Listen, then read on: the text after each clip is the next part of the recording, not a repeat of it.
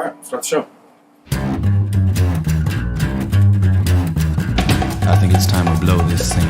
Get everybody in the stuff together. Okay, 3, 2, 1, let's jam.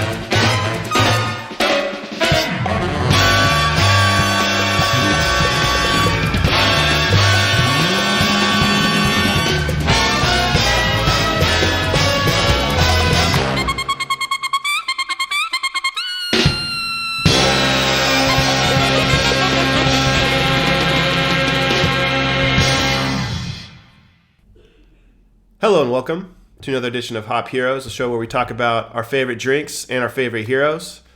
I'm your host, Jordan Erith, and with me as always, we have talented artist and comic enthusiast, J.R. Gonzalez. What's up, Jordan? What's up, sweetness? You look cute today. I try. Red. You don't I heard try, red it's brings effortless. out. It's just a natural thing. Red brings out the color in my eyes and my skin tone. So yeah, it makes you pop. Yeah. I do. Before we get to, I do have a story for you guys today too. So let me know when you want to hear that. I got some adventures. I'm ready. I want to hear it right now. Let's go right now. Obviously, Amber and I did our normal stuff this weekend. We went hiking, went out to see waterfalls and stuff like that. But Friday afternoon, I almost got in a fight with a homeless person because I can't learn to control my Hulk rage every once in a while. JR gets in more fights than any of us. I know, dude. He's got this rage, bro. Yeah, it's really bad. But I literally, It's really bad. and it's not like I have little man syndrome because like most times I'm like okay with it, I'm like, oh whatever, this guy's a douchebag, keep walking. But every once in a while, I don't know, something just triggers me to like turn green, and no longer am I the sophisticated Hulk. I'm the the monster Hulk that we're normally used to seeing. And, for my job, I get to drive around a lot. I mean, I've seen, like, places in Seattle, great places, and I've also seen really shitty places, I was, like, up in North Seattle, kind of like in Aurora, I don't know if you guys have been up there, and it's pretty bad, Mm-hmm. And I was coming out of a kind of like a meeting that I had, and I'm walking down the street, and I'm hearing somebody, like, talk behind me, and I'm thinking, why would anybody, so I kind of ignored it, and then I realized he's talking to me. And he's like talking shit too. He's like, fuck you and blah, blah, blah. And I'm like, what the hell? And he's carrying this big box of pizza and like a cup on there. And I'm like, and I probably should let it go because he's probably got Tourette's or something. Or he's just maybe had a, maybe he doesn't like people within like 20 feet of him or whatever.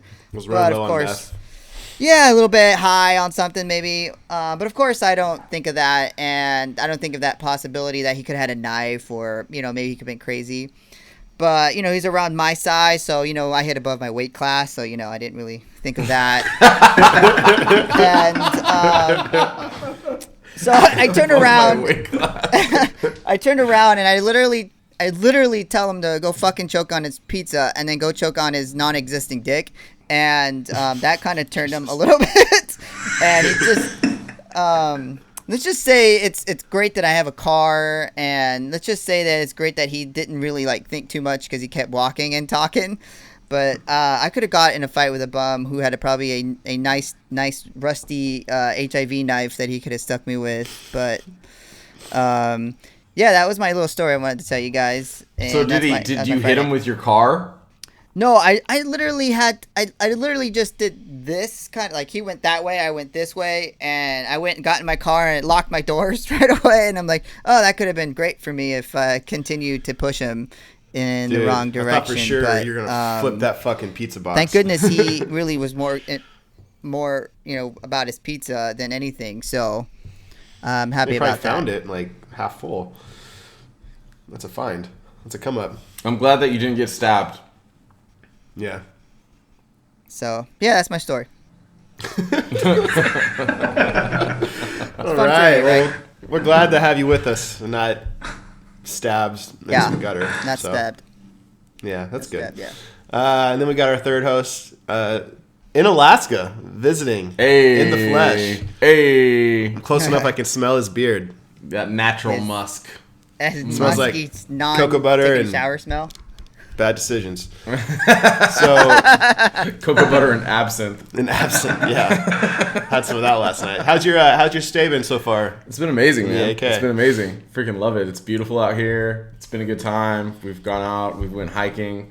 What's funny is that when I first landed, Jordan was like, "Yeah, we're gonna take you on a little hike. It's not that hard." And so Alicia and I landed it, and we were thinking like, "Yeah, we're gonna do something just like a little brisk kind of walk." Ended up being the hardest hike I've ever fucking been on in my entire life.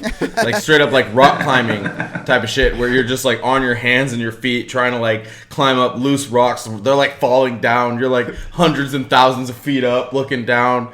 And Jordan and I at one point kind of looked at each other and we were just like, yeah, we can't. We're done. We're not doing this. And we just like found a bench and sat down. And Alicia made it to the very top of the mountain. And what's funny is that as we were sitting there just like kind of like collecting our wounds, there's like a mom that like hiked up with like a kid on her back and like a backpack. And she's just like, "What's up, guys? How you doing?" Blah, blah, blah. She had like 2 other kids too, like running around. Like 10-year-olds. Yeah, 10-year-olds. And I had like 60 pounds on her back and she's just like good. And I'm just like, wow, man, like this sucks. It's a different breed up here. It sucks really bad. And then as she was talking to us, I was just thinking to myself, like, I don't even deserve this conversation with you. Like, you're so badass, and I'm not at all. Moms have superpowers, man. Dude. Yeah, dude. It was a mom superpower moment for me. Yeah. But yeah, man, Alaska's been amazing. Do you have to fight a bear yet? Not yet, but I feel like I still could take one. Actually, I'm really questioning it after this hike situation. After seeing Supermom whiz by you? Dude, yeah, that's just like people out here, like they just run. Like people, I have a guy that works for me. It's Flat Top Mountain, and it's like a 2-mile up to the top of the mountain hike, and I've never finished it. I've done it twice now, and last time I got like 3/4 of the way up. This time we got to like the pinnacle, like literally 7/8 of the way up this mountain, and we're like, we can see there's a flag, American flag on top of the mountain. We can see it, and we're like climbing up this loose rock, and I just fucking look at Zach, and he looks at me, and we're like, it's not worth it, man. Yeah, we got so far. Yeah, we drove like a half hour, climbed for like an hour and a half, got like 20 yards away from the top, and just said, fuck it. Yeah. So that's how much. And then Alicia shit on our dreams because she was just like, well, I'm gonna do it, and then she just did it. It was like, wow. Fuck you, lazy asses. I'm still gonna do it. Yeah. She's a badass and we suck. Yeah. And for those watching the video of the podcast, I look great right now. I feel like $1 million. You look amazing, dude. I think I'm not excited about this drink. I feel terrible. It'll make you feel better. Yeah. It's good footage. God. And then we got our guy in the chair, Vinny McBroom. How you living, son? Living well. I got a mustache now, so life's a little different. Life's a little different. I get more respect out in the public. It's a little weird. Do you? Do Dude, you get the respect? You'll grow a mustache and have it for like a week. You'll see a difference, man. It's weird. It's kind of nice. We should all just rock mustaches. If we do like a episode, like a comic that has like a mustache character, we should for sure. Yeah, just rock stashes. I don't know if I can get rid of this beard though, dude. Like, look at this beard I'm working. Yeah, but man, your beard grows so fast. No, Jordan's your new self groover or groomer. Real quick. Thanks, bro. Yeah, I got you. Good thing you were here. Imagine if I wasn't here. Yeah, then it would have never got brushed. No, it would have been catastrophic. Yeah. That's awesome. I hope it's a good different. Yeah, it's a good difference. It's not a bad difference. In a mustached world. Of course, I get all the porno stash jokes and stuff. Oh, well, yeah. Well, my whole comeback to that is just like, what kind of porn are you guys watching? Because I don't think anyone has mustaches anymore. strictly You're watching some old 1975 ass VHS porn that you got from your grandpappy. Like, if you don't have to rewind before you watch it, then it's not worth it. That's like the golden era, dog. That's like the good stuff. you Exactly. put in the VHS porn and it's like already at like no pun intended climax, like at the very end of the porn. Yeah. Like it's like shit, and this Ruins the movie for you. I gotta sit here and rewind it. Spoilers. Oh no! Spoiler cum shots. God, I don't know. Now How I know did where we he get comes. here? How did we get here? How did we Mustache. get here? It leads you to places that you don't The know mustache. you Life wanna is go. I don't different. understand. This podcast is going to be a little bit different today. It's going to be a little bit different. What's today's topic again? Yeah, so today's topic is not mustaches and cum shots. It is Cowboy Bebop, which is basically the same thing. 3, 2, 1, let's jam. Let's jam. Boom, boom, Yeah, we're talking Cowboy Bebop, the anime, iconic anime show from 1998. And in lieu of Cowboy Bebop, we decided to, obviously, we try and tie our drink into the topic. So we're drinking Cowboys, which is a little bit of bourbon. We got some Bullet Rye here. And Add some a Jameson. little bit of light cream. Got some Jameson. So I'm going to throw up. I'm not excited about this, but this is 1 ounce cream and, I don't know, 3-4 ounces. All right, bourbon. cheers, boys. Giddy up.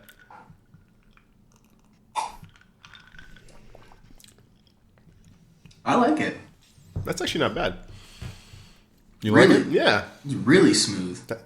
that's actually good. I like that. Yeah, I like it. I Plot like twist. It a lot. You're like I was looking forward to it, and you were freaking dreading Yeah. it, and now you actually love it. It's actually good. It's like kind of like a White Russian, but it's a yeah. little bit different. You kick. know what? I think JR, you might like this. Like, I think you'd like it, JR.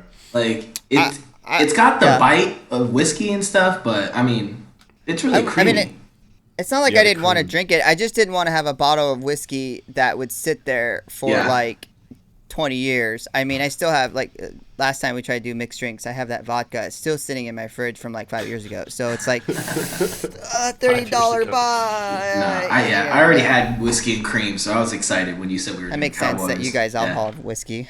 What? Yeah, we had to get the whiskey last night because here in Alaska you can't buy alcohol before noon on a Sunday because it's a Oh, Lord's so you have Day. to buy it. Nice.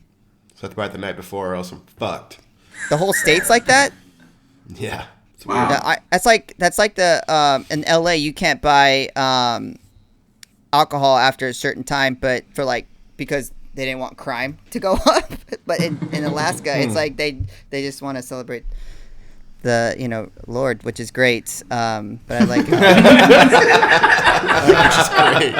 Which is great. Hey. Which is great. This Cowboys I like how for it's- Jesus. Right here. Yeah. You know what's Amen. cool about this drink too is that I think it's episode 13. It might be episode 13 or 14. Jet, who is one of the main characters in Cowboy Bebop, goes to a bar and he orders a whiskey cream, and that's how we came up with this idea because we heard the drink order and then I looked it up and I was like, what is that? What's a whiskey cream? And then like the first thing that came up was Cowboy, and I was like, oh, all right, well, Sold. yeah, we got to do it. I love it when the drink just perfectly fits what the topic is. It always makes it fun Yeah. to drink. It is actually more pretty good. fun, I should say. It is good, dude. Yeah, I feel I kind kinda of like it. I feel like John Wayne a little bit. Yeah, you know? dude. It's got that heat, that bite, but it's got that nice silky smooth cream to settle it down. It's a good hangover drink. yes, for that's yeah, the bro. truth. Bring it right back to Bring it right back to right back to your A game. right back down to your drunken mess. Looking forward to it. Yeah. All right, so the drink's a success, and then we're gonna talk Cowboy Bebop. So usually JR goes, gives us our need to know on the storyline, but this is something that Zach's been really passionate about. So you want to go into like what Cowboy Bebop is? Sure. So this is actually my birthday episode. This is like the gift that I was given. I got to choose the topic. Happy birthday. I chose. Thank you. To you. God. Happy This is great audio. birthday to you. Yeah, so I chose Bebop because I think Bebop is a really important anime. I think a lot of animes after Bebop kind of took a lot of the kind of things that they did in Bebop and kind of spun it out. Bebop was like the first anime that was like for adults only. It was very serious. It wasn't like a cartoony kids show. And so essentially the premise is you have Spike, who's the main character, and then you have Jet, who's kind of like the father figure, the leader of them. And then you have Faye, and then you have Edward, and they have a corgi dog. And all of those characters are bounty hunters. It's sci-fi. They're in the future. And their whole kind of MO is the corgi a bounty hunter? Yeah, the corgi's a bounty hunter too. Their whole MO is to just collect bounties and make money. And Jet just wants to make beef, wonton beef and noodles, but they can never afford the beef, so they always just like eat the vegetables and the noodles and stuff. And so like based on that, they have a ton of adventures. They go through a lot of stuff, and you don't really know their past, like where they came from, and that's like a key kind of contributor to the show. The storyline is as you get to know them, they collect these bounties, they try to make this money, but you learn more and more about each character in like bits and pieces as you go throughout the story. And it has a really unique kind of way to tell a story because almost every episode is its own arc. It starts, there's a middle, beginning, and then an end. And it makes it seem like the episodes are kind of isolated from each other. It's not like shows now where episodes bleed into one another and there's like cliffhanger endings. But even though these episodes have arcs, they still relate to one another in the end. And so, yeah, that's like a high level. That's high level. They're bounty hunters and they fuck shit up. Yeah, I mean, this is my first time watching the show, and I remember growing up watching, DBZ, or even I was watching like Pokemon and shit. And it would always be like Cowboy Bebop's up next, and I never watched it just because of the name.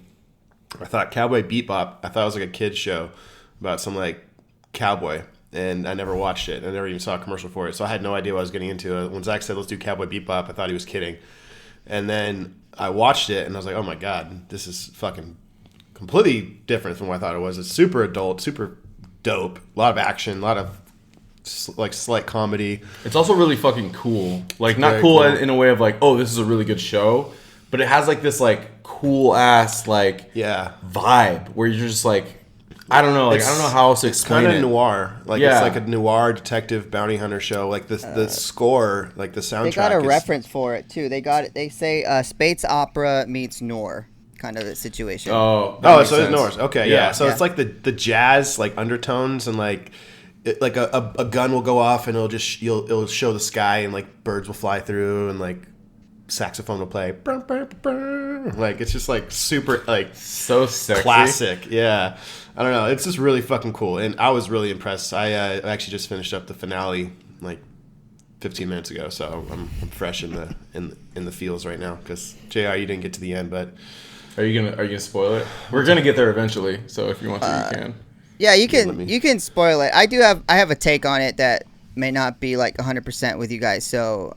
Ooh, JR hated it. Oh shit! So I'm okay with spoilers on that stuff. So. I mean, I don't know if I'm worthy. It's when you just finished it, like it's so hard to just like absorb everything you just watched, especially that 2-parter ending. Like, it's like I was like, it can't be over. Like that can't be it. And let's hear JR's take. Yeah, I'm curious. I feel like I'm very curious as well. All right. So I'll go into I do like. There's a lot of things I do like about it. Don't get me wrong. I love the component of visual versus sound, because you have a very visual TV show with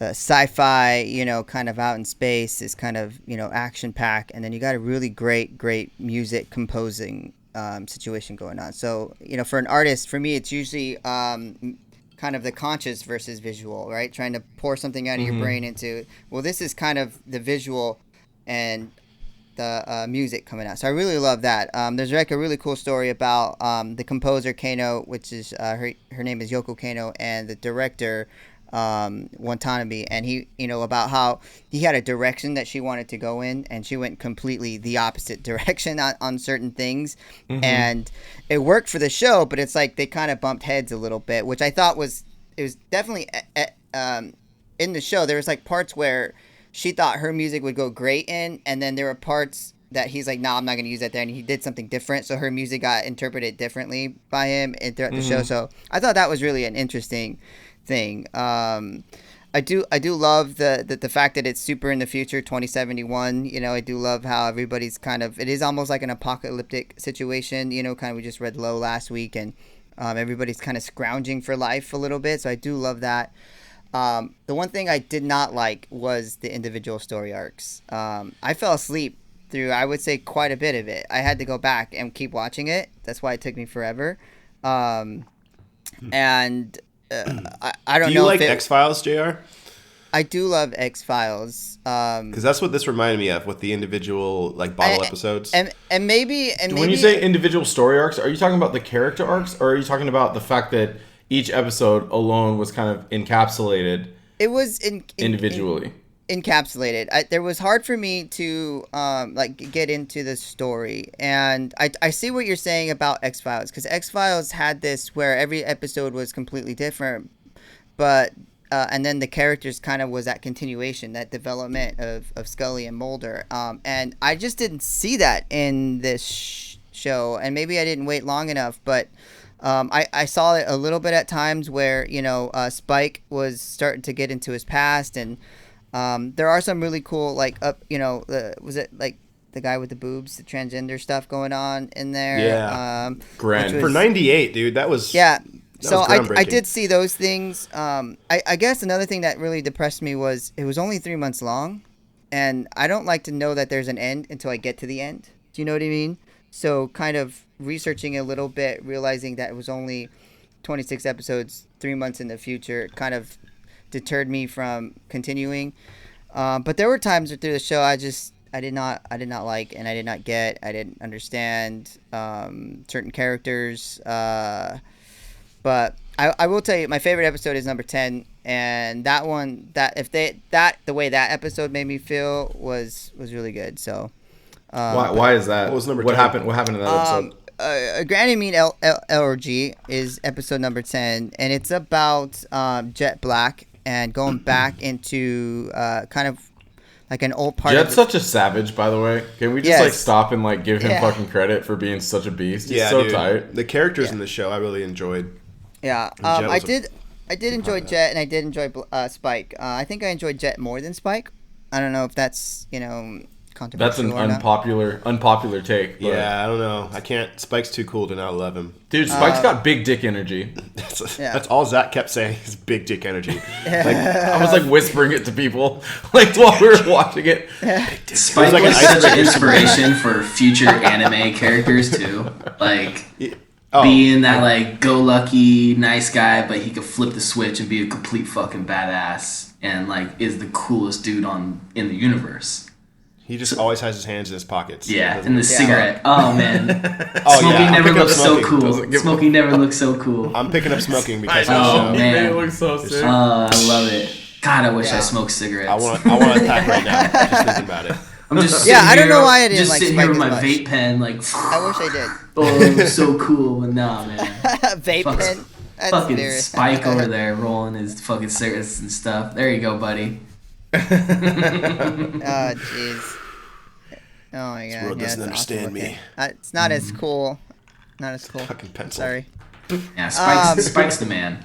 Yeah, I didn't enjoy Spike. I love Jet, and I think that he kind of went darker after this for me, because throughout this season he was kind of this budding conscience of Spike, don't do this, we should do that, this is worth money, who cares about this, and I think this one you kind of saw that he had a little bit of a deeper side in this episode, and where he goes back and meets kind of an ex-girlfriend or something, and she's kind of tangled up with some crazy lunatic who accidentally killed someone, and he's got to do the right thing, which is catch the guy and put him in jail, even though she's still involved, and I thought throughout that episode he was gonna let her go. I was like, okay, I'll let you go, but he just like he did the right thing, and he's like, he'll be fine. He'll work out his problems, and I thought that was a really great episode. And there's a really great song that comes out in there. It's called Elm by Pierre Ben Susan, which is I don't know. It kind of triggered me a little bit. And I started listening to it while I'm doing a big painting, and I think that's why I connected with that episode too, is that visual and audio at the same time. So, but that was kind of a high point for me in that show. I mean, it was really hard for me to get into and continually try to get into. I would say out of all the animes, I would say this is above Sailor Moon, but definitely below One Punch. Yeah, below One Punch for sure. No, I like One Punch a lot. Below Attack on Titan. Yeah.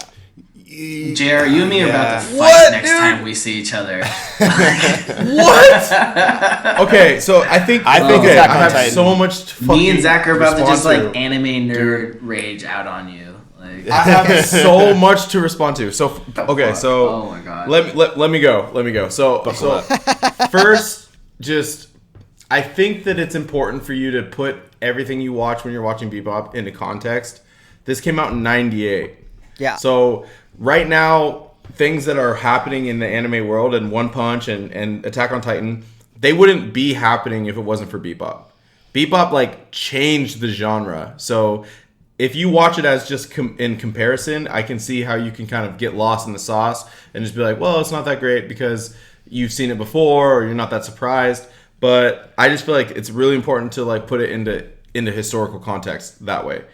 But secondly, I wanted to ask you about Spike because you said you didn't really like Spike, and I just want you to like elaborate on that. Like, why do you think that was? Did you not like his big dick or something? Because did it make you feel small? No. It doesn't make sense. Cannot compute. Not at all. I didn't think he had a big dick. I thought he had that's just wrong. Honestly, normal size. Incorrect. Incredibly inaccurate. I thought he was an average size dick character. He has to buy specialized pants, bro. Yeah, I didn't see the bulge, so I'm sorry. I think one of the problems I had with Spike was he just didn't seem. I mean, he was funny at times. I mean, I love the episode where he was trying to chase down the little virus that was going on in the ship, and getting everybody sick. I thought that was pretty funny.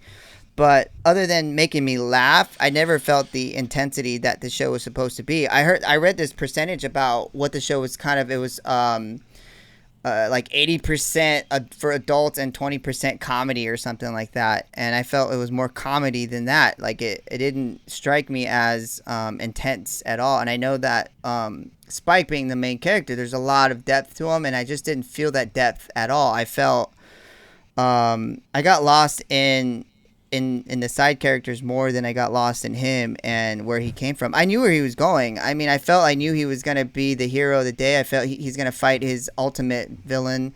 He's going to lose a little bit here and there. He's going to learn from it. And maybe I should watch the end to get a better perspective. But from 1 through 14, you really should. that was... You really should. The end. When I hear your take, I just think that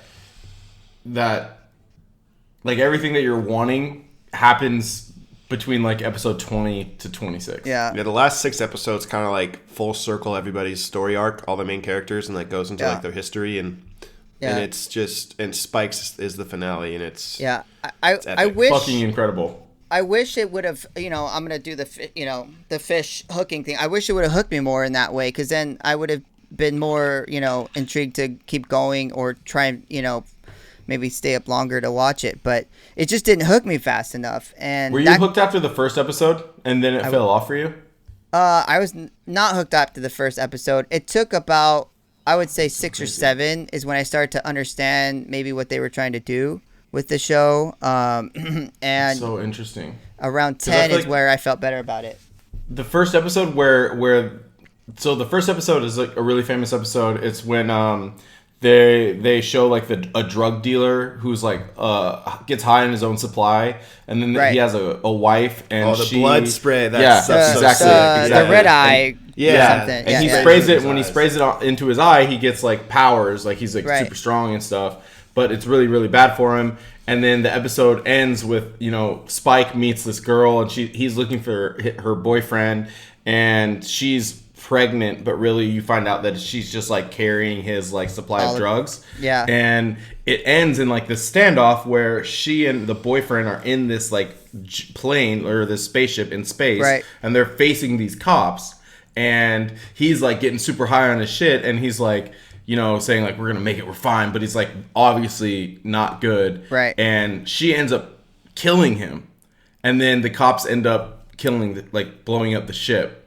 And I just remember watching that very first episode. And then there's music. I mean, the thing about the show is that music, as JR kind of mentioned, is like a huge deal in it. It really sets the tone. Yeah. It does, yeah. And so as this is happening, there's like really noir, jazzy music playing in the background, and you watch like her kind of make that sacrifice where she wants him to go and then she goes, and I feel like it just sets the tone. Like you're just like, after that episode you're just like, holy shit, dude, this is insane, this is really intense. Like that's a very intense story to tell in an anime. And so I guess I'm just surprised that episode didn't like strike you as something that like kind of mattered. I do remember the whole thing. I remember the whole episode. Don't get me wrong. It just didn't strike that chord to me. What struck to me most was the music. Like I felt way more connected with the audio than I did with the actual storyline. And I'm like, man, this is good music. I'm enjoying this more. And I think that may have kind of altered my decision on what I wanted to, if I liked it or not. But I wish I would have connected more. I love how you guys are loving it so much. It just, that connection just not there for me as some of the animes. And this is kind of my fear, honestly, about anime. I did not grow up watching anime. I did not read any of the manga books. I mean, I didn't do any of those things that you guys may have grown up with. And my biggest fear every time we do this is it going to be another Sailor Moon incident where I'm like, you're like traumatized, dude? There's no way that you could put Cowboy Bebop in the same like. It's not okay. So it's like Sailor Moon. Are you comparing Sailor Moon to Bebop? Let me finish before I get stabbed. Sorry, dude. Oh my god, no way. All I'm saying is, I'm not saying that it's not as bad as Sailor Moon. Sailor Moon was like the awful thing I've ever watched in this last couple years. And Tuxedo Mask is gonna find you. Yeah, I don't really want to watch that ever again. Did you not even like Tuxedo Mask in Sailor Moon? Like, do you not like cool characters? That is not a cool character. Okay, dude, that's Tuxedo Mask. Sailor Moon is just not cool at all. That is not a cool character. And if I see anybody dressed up in cosplay at any kind of Comic-Con or anything, I'm punching that guy in the dick. Because, and if it's a girl, it's going down there too. Here comes the rage, bro. Jesus. Because it's the red. You gotta take that red off. You know who's cooler than Tuxedo Mask? Spike. Yeah, he is. You know who's cooler than Spike? Literally no one, dude. Literally fucking nobody, I like One Punch way better than I did dude, Spike. I can argue Captain Levi might be cooler than Spike. Oh, there we go. That's a good poll, actually. Captain Levi's pretty tight. Captain Levi's a fucking savage. Captain Levi's pretty tight. Captain Levi's pretty dope. Spike is in like... I mean, we're talking about the GOATs right now. I think what it is with this mostly is like, JR, you didn't watch Toonami growing up, obviously. And like, because Jordan said it too. It was Dragon Ball Z, Gundam Wing, and then Cowboy Bebop. And then Sailor Moon was before Dragon Ball Z. So it was like, if you were introduced to anime as a preteen, let's say, I want to say I was 11. There's nostalgia to it. Yeah, I want to say I was 11 years old when I first saw Cowboy Bebop. And then like, as I rewatched it growing up, I appreciate it almost more each time I watch it. I remember going to your house and watching Dragon Ball Z, Vinny. All the time, yeah, dude. You live next door. Goku and shit, yeah. Dude, I pulled out all my old toys and I found an old Goku toy. My son loves it right now, and you don't understand like how much that means to me right now. That's like seeing him play with that's little pretty Goku. tight. That's really Even though he's cool. like That's just actually chewing really cool. on his head, it's like this. Like it's fucking awesome. That's so rad. That's really cool. Dude, I hope your son's into anime. He will be. He doesn't have a choice. All right, no. Since you said this, I have to bring this up. So I'm catching up on some other stuff that I'm watching because I didn't rewatch Cowboy Bebop because I've seen it so many times, and the new Attack on Titan is available, a new One Punch Man is available, so I'm catching up on that. Yeah. And Brianna comes downstairs and some heavy shit happens in this new Attack on Titan. I'm like pretty much. Don't tell me. I won't say anything. All I'm saying is like I was like teary eye. I was like Brianna come downstairs and it was like that weird awkward moment when I looked at her and I'm like teary eyed and she's like looking back at me like the fuck and I'm like and it's all in Japanese because like it's not in English yet so it's all in Japanese. So Brianna's just like what the fuck and I was like some heavy shit's going on and they're just like everybody in the anime is crying and stuff but like Brianna just looks at me and she's like, God, I hope our son hates anime. Dude, no. Like, no. And I was like, well, first of all, he's gotta love it. I was like, good, because first of all, this is not for kids. Kids should not watch this shit. Dude, that would scare the shit out of me. It's messed up. If I watched Attack on Titan when I was a little kid. I gave him that can't be for kids. No, I gave him some old Dragon Ball, like the original stuff, and he was digging it. But it's like, it's so not politically correct. It's almost like hard to watch now. Like the very first Dragon Ball. Is it like misogynistic or something? It's so pervy. You're just like fuck. Dude, that's how I felt about Faye. Like she was so like just tits out, high ass shorts. Yeah, like but she was also a badass, strong female role. For sure. Yeah. So just visually, that actually kind of leads me into. I have a lot of takes, and I feel like I really want to do this episode because first of all, I love this show, and I kind of want to just dump my takes out into the world, and so this is when I'm going to do it. So first of all, for '98, this show was so ahead of its time in a lot of ways. Sure, there's pervy characters, especially the way Faye is kind of shown, right? That's like not the best. But at the same time, she's super strong. Like she's a strong female lead. And in '98, that was kind of ahead of its time. You mentioned the character Gren, JR. And I feel like Gren as a character is a really interesting character because Gren is trans. Or hermaphrodite, I think. She's trans. She's transvestite. But she is not just like a victim of her circumstances. She's more, and she's gay. So it's a guy, but she has both parts, and it's a gay person, but trans, and she's dope. Like she's not a victim. She's a warrior. Like she goes out like a fucking savage, and then she asked to be like sent off into the stars. And then at the end, they kind of talk about like that's not a shooting star. That's a warrior coming home. Like, that's crazy. That's like that's really just fucking cool, I feel like, especially for '98. The other thing is that the episodes, although they are encapsulated with kind of a beginning, middle, and end, they all kind of lead into another one. And I think like a big thing that every character is dealing with is their past. So you have Spike, and you have Jet, and you have Faye, and they all kind of come together because they're bounty hunters and they want to make money, but they also all have pasts. Spike comes from a gang called the Syndicate. Jet used to be a cop, and then he was betrayed by his partner. Faye was like essentially a lab, like cryogenically frozen lab person, and everybody around her died. And as they kind of come together, you start to like learn more and more about their past. And if you notice, like all the characters will always come together and then eat. Jet will make food, and they'll all just eat, but they can never afford the beef. They always make vegetables and beef, but can't afford the beef, so they end up eating the vegetables. And I think that that's like a really interesting thing because what happens while they're doing that is that they're all trying their best to live in the present. Like they're trying their best to just kind of forget where they came from and be where they are and not like kind of dwell on that.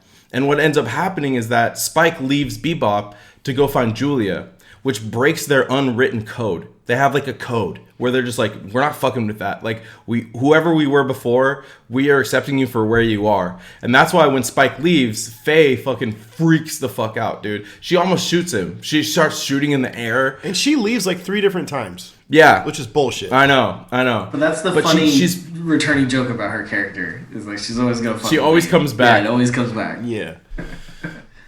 Yeah. But are you gonna get to the finale? Yeah, I'm getting there. So Spike leaves, and Faye gets pissed, and the reason why is because it's more than him leaving to save Julia. It's him breaking the unwritten, unspoken Bebop code, which is be here, be now, be in today. And Spike goes back to save his old girl, and so basically he ventures into his past, which is like not good for them. Jet gets pissed, Faye gets pissed, and he ends up finding Julia. Julia ends up staying in the syndicate or staying with him. She ends up dying. And then he has to fight Vicious, who's like the leader of the syndicate, this gang that he was part of. And he kills Vicious, but Vicious kills him. And how he kills him? So sick. Yeah, it's fucking dope. So Spike's main weapon is a pistol, and Vicious's main weapon is a sword. And they always, when they fight, like he's shooting at him, and Vicious is like swinging, like blocking bullets and shit. And there's a point where their weapons kind of shift. So Vicious's sword slides to Spike's feet, and Spike's gun slides to Vicious, and they kind of just look at each other and have like this like stare off, and then they decide we're gonna end this right now. And then they agree, and then before they make a move, they both kick their weapons back to each other. So Spike gives his sword back, and then Vicious gives the gun back, and then they have like a final, standoff, and then they essentially both die. Yeah. And this is what I was gonna say about the credits. So at the end of the credits, there's always like a black scene, and it's all black, and then there's words at the bottom of it, and it normally says. What does it normally say, Vinny? It says, "See you later, Space Cowboy," or something. See you later, Cowboy. See you later, Cowboy. It says, "See you, Space Cowboy." See you, Space Cowboy. Yeah, right. And it's just text in the bottom right of the screen. Well, after Spike dies, it goes back to that black screen, and it says, "You'll carry that weight." That's it. That's what it says. You'll carry that weight. And what I think the entire show is, and the whole entire thing that it's trying to convey, is that no matter where you've come from, you can't just pretend like you didn't. Like, all of these characters are having to battle with who they were and where they came from, and they're trying their best to stay in the present and pretend like it didn't happen. All they want to do is eat their beef and vegetables, but they can't afford the beef, and so they just pretend that it's there, and they're just trying their best to pretend. But Spike ends up going back to his past, and it ends up killing him. And the whole kind of premise of it is that it's gonna come. Like, you're carrying the weight of where you've been, no matter what. You can't ignore your demons. Way that you can't run. You can't run from your demons. You can't keep eating beef and vegetables and pretending the beef is there. Like, you're not gonna get that. Like, it's just vegetables at that point. Do you know what I mean? And I feel like that's what this show speaks to. But the way it speaks to it is just like so. It's not on the nose at all. You have to look read between the lines, really deeper into it. You have to read in between the lines. It really reminds me of how Ernest Hemingway writes. Like, you have what you see in front of you, but also you need to consider what you're not seeing. Like, you have to consider what's not there. And I feel like at the very end, when it says you'll carry that weight, it's just like the most epic fucking way to end a story to me. And so I love it. You all right? Yeah, I'm about to start crying, dude. I'm about to start crying, bro, because like when Spike dies, it's so powerful. And so like cool. JR, for you to be like, yeah, Spike's not that cool. I'm just like so offended, bro. Like, I've never been more offended in my life, bro. Just like Take shitting it on back. Take it back. This is like me coming in and being like, "Fuck Spider-Man." Oh, whoa. All right, now hey, I got a fun fact about all those last quotes at the end. So there's 9 different ones that they used throughout the season. Most of them are "See you, Space Cowboy." Another one is "Easy come, easy go." Do you have a comrade? Sleeping beast. Life is but a dream. See you, Space Samurai. And then, are you living in the real world? And then see you, cowgirl, someday, somewhere. And then, you're gonna carry that weight. You're gonna carry that weight. JR, respond, please. I wish it could have got me there. Unfortunately, it stopped before I orgasmed, and I walked out, and I said, "Screw this! I'm gonna go watch the Monk Show on TV or Frasier and be Monk or Frasier." No. Okay. So, but you're listening to what I'm saying, right? Like, I do, and what I just said. I do. What does that sound like to you? I totally get it. I totally understand. I see the passion. I feel like I am missing out, but I also feel like it's the show's job to get me there. Like, I feel like it didn't even. Yeah, bro. He's a victim. it didn't quite get me to that that pinnacle that I wanted to where I'm like, whoa, I gotta watch the next episode. Whoa, I gotta watch the next episode. It took almost 7 episodes to get to that point, and then after like 10 or 11, it was like back down to the bottom. And I really tried to get into it, and I'll finish it because I love you. I love you, and that was so sincere. And maybe I'll change my mind, but it's not your job to get me involved into that. You know what I mean? When I watch a TV show, it's the TV show Right. to get me involved and pull me through. And it just didn't do it. So that's a good point. I mean, if it doesn't get you there, then it doesn't get you there. Yeah. I think that you know, JR tried. He didn't. Yeah, no, I totally know that. I respect your opinion, but it's wrong. Especially your opinion on basically, I agree with Thank you. But no. But here's one thing about Bebop that I do want to say. For Bebop to pay off, for it really to pay off, and for it to be like fucking, if you really think it's great, you have to watch the finale. Yeah. Like, you've got to get there, because if you don't, then it ends up being just like encapsulated episodes that seem meaningless. Right. And it doesn't tie in. It like so what ends up happening is that you kind of, you're watching these episodes and they really feel like they don't have anything to do with each other. Right. And then at the end, you realize that they all have something to do with each other. And it just like, it's like a moment where like the circle connects and everything ties in, and it's a payoff, a huge payoff.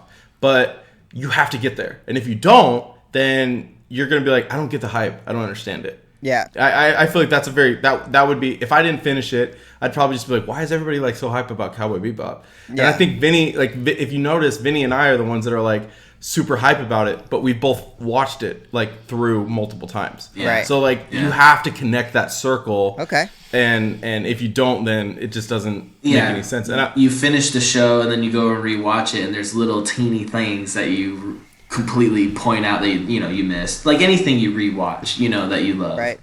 But I mean, like, not everything is for everybody. So it's like I can understand that 3 of the 4 of us like it, and 1 of the 4 doesn't. And I basically kind of coached Jordan through that. Like, I was like, listen, dog, you've got to finish. Like, you have got to watch the final episode for this to matter. Holding my eyelids. And then he did. And I think he's like more on our side than JR's side. But I bet you if he didn't, he'd probably...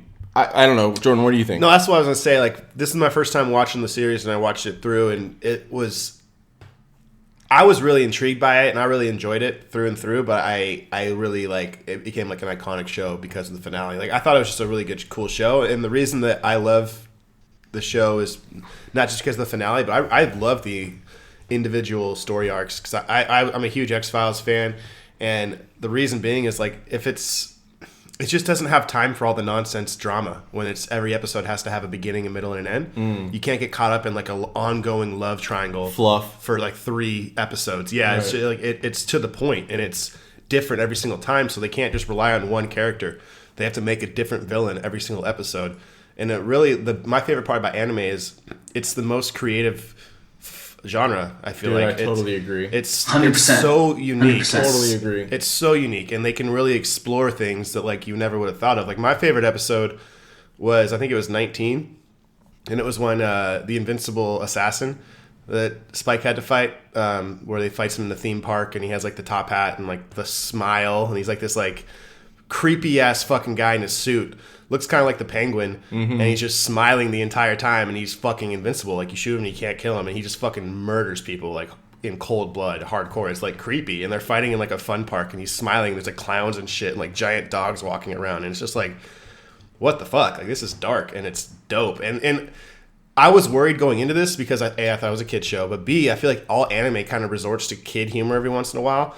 When like their cheeks turn red and they're embarrassed and very like, cheesy, yeah, and like I like Sailor Moon like through and through is that, right? And that's what I was worried about, and it very, very rarely goes into that. Like it's pretty edgy like through and through, and I really liked it. So I don't know, the individual story arcs, I see what you mean, where you can't like get caught into like the whole storyline, but if you finish the series, everything does tie together and everything does come full circle. And it made me even appreciate those story arcs even more. It's such a payoff, too. Like, once you get there, you're just like, oh. And it just feels fucking, like, so good to get to that point. I think Edward is an interesting character. I love Edward. I love Edward too. Do we know Edward's such a mystery to me. I don't know if that's the best part about it. But that's the thing. They never give Edward a gender. Like that's the other I don't know, man. I just feel like it was so ahead of its time in so many ways. So many times where you're like, oh, it's a girl. No, yeah, wait, exactly. No, it's a boy. And then it's a boy, right? It's a girl named Edward. Right. Yeah. No, I loved Edward. Edward is almost a comical relief, if you will. You know. Yeah. So goofy, and that's where the cheesiness of anime comes in, like what Jordan was saying. But I think that has a lot to do with. But it's not overdone. Culture, like the Japanese culture's humor is just a little different than American culture. Like American culture is different than British humor. You know. Yeah. So, if you have a little bit more of an understanding, I guess, of that as well. Because there's plenty of stuff that I know is not funny, but I catch myself laughing at. Mm-hmm. You know? Yeah. Yeah, so you really got to watch the finale, Jared. I mean, that's kind of the moral of the story. And honestly, in that showdown, when Spike has Vicious' sword and Vicious has Spike's gun, and they look at each other, and they throw their weapons back to each other, like, that's a moment where they were both, even though Vicious is, like, vicious, like he's a villain, he's a sick, twisted, he has honor, like, because he could have easily kept the gun and got the sword and just fucking killed Spike and been out. And I also feel like it was a moment where it was an identity, like it was more than just like their weapons, it was their identity. Like, so Spike was the leader of the Syndicate, which is a gang, like a cold-blooded gang, and Vicious was his like second in command.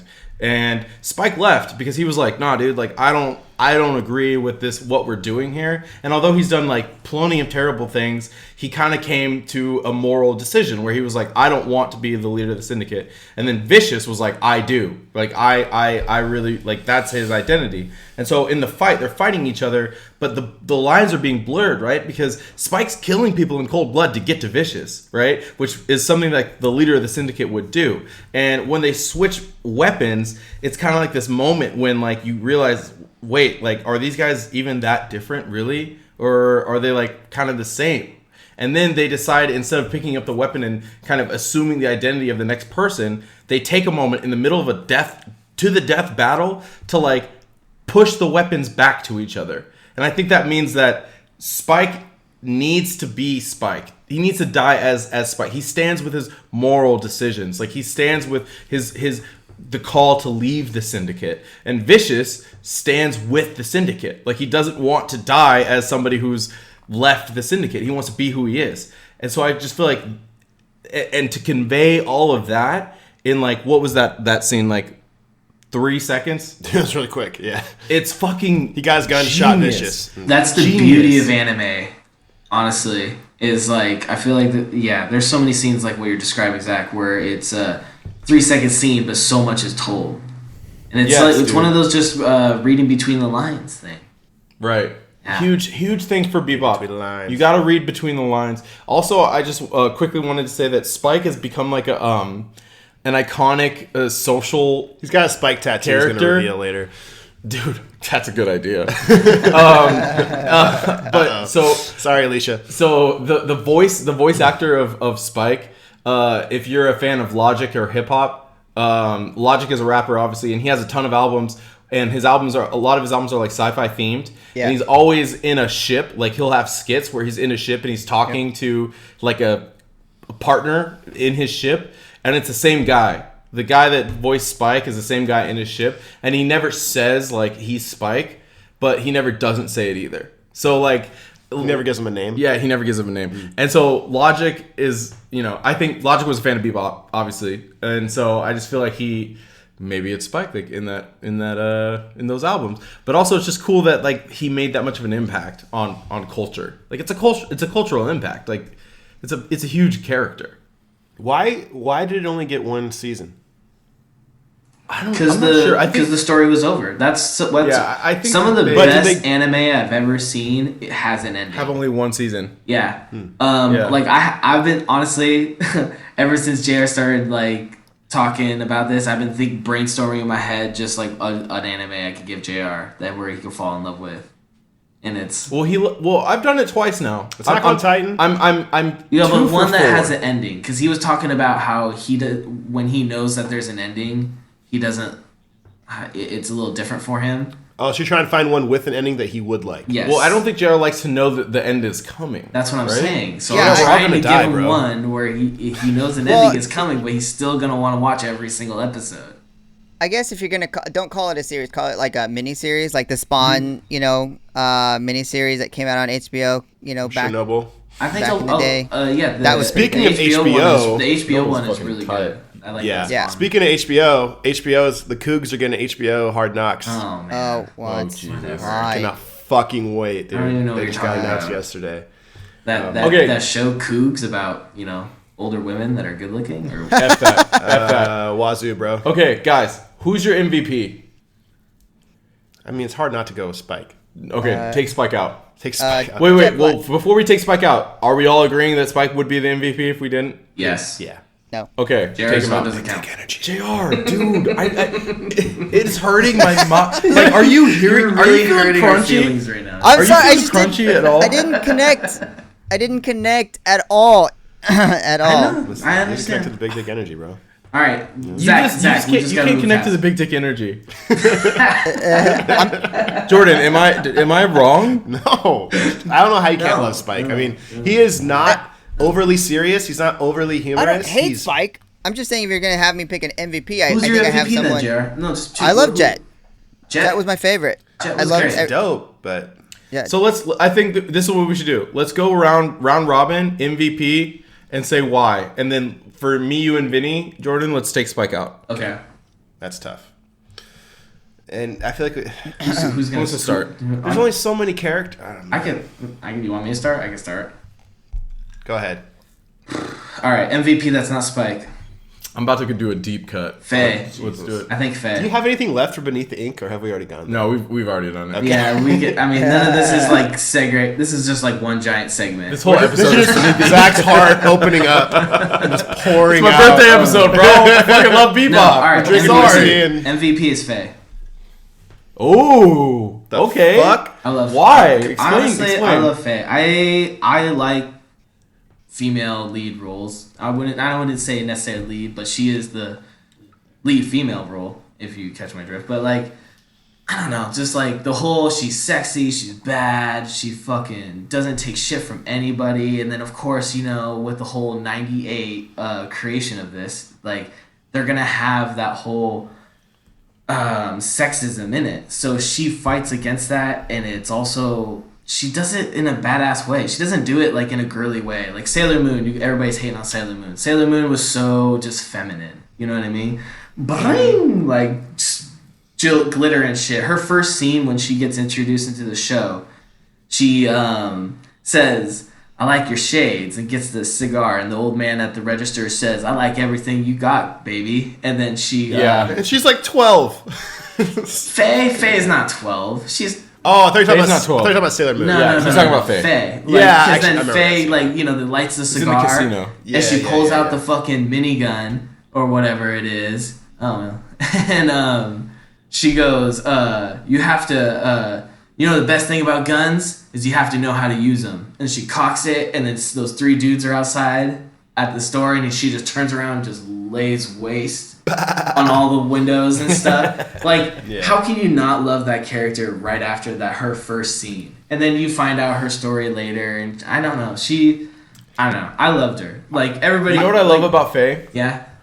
I love that she never had like a romantic relationship with Spike. Dude, yes. I fucking love it. That is why I like her you too. always because kind of think that maybe it's gonna happen, But that's the best but part. I feel about like it. you're just so conditioned. You're just like, oh, Will they, female won't they? character. Yes. There's a guy in Yeah. the role. Like You- they must be in love, but it never happens. Exactly. And so what that does is it puts Faye on an island. Like she's her own character that deserves just as much respect and attention as all these other characters, and she's not just there because she's in a relationship. Like the relationship doesn't define her, and I just feel like that's like another notch in the belt of how ahead of its time Yes. Bebop was in storytelling. And I think another thing that helped me just love that role and like why I liked Faye so much is like out of everybody in my family, me and my mom watched a lot of movies, and my mom like did martial arts, so we watched a lot of like action movies, and whenever there was like a female character that like kicked ass, she really loved it, and I always liked it too.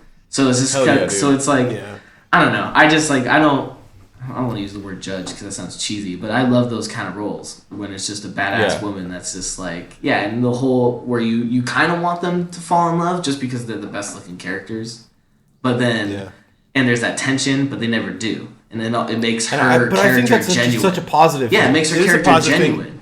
But where I don't like think she's not a Disney princess where she needs she's a damsel in distress, you know. Right. Yeah. I also just want to say one thing real quick. Motherfucker. I'm sorry. I'm sorry. It's because Faye is amazing. One thing. I don't like Faye. I walked your mom down the aisle at your wedding. Yeah. I just want that to be on the microphone. I want everybody to say that. That's like a point of pride in my life because I love your mom, dude. I fucking love your mom. So shout out to your mom. I love your mom too, Vinny. Love her. Your mom's great. Okay, great. Go ahead. So I think that the fact that they didn't get together is awesome. And that's what I was talking about, the fluff and the love triangle, the relationship, the shit, this unnecessary shit. Like I love that. I give more credit to the creators and the writers and the character on that, but the character did have obviously a lot to do with that. I just feel like she was always irritated.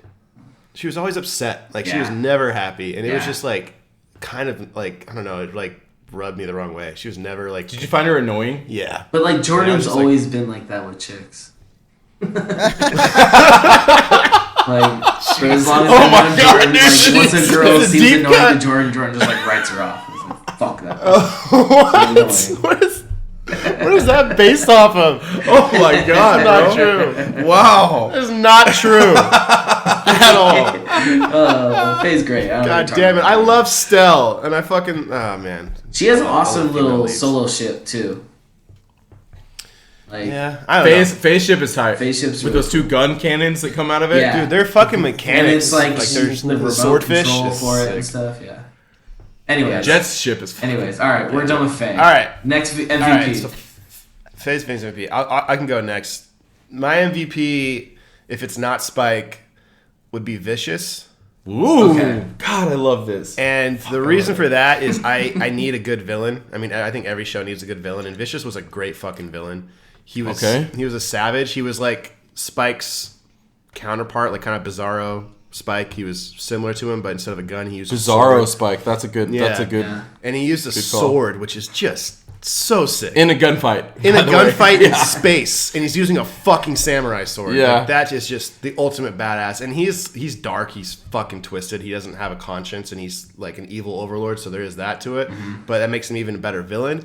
And at the very end, when they swapped weapons, he showed that he does still have honor, and he has like a little more depth to him than they didn't give him a whole lot. I mean, he's in the show a lot, but there wasn't a whole lot. He's in a lot of flashbacks. Yeah, but didn't really have a whole lot of like character development with him, so you kind of just have to go off of what your imagination tells you. Right. And that's what I'm doing because I don't know, it's kind of similar to the Billy effect from Stranger Things. Like I thought Billy was my MVP because he made the season, and I feel like Vicious made this season, and the fact that they faced off head to head at the end, and yes, Spike killed Vicious, but Vicious got Spike. Like they kind of like collapsed into each other. They couldn't best each other. Right. It was like a fucking. It's like a mirror image almost. And I almost think that Spike. I mean, Spike was going against an army of gunmen, but like head to head, sword versus gun, like Spike's got the leg up in any situation. But it was a fair fight, which shows how talented Vicious was.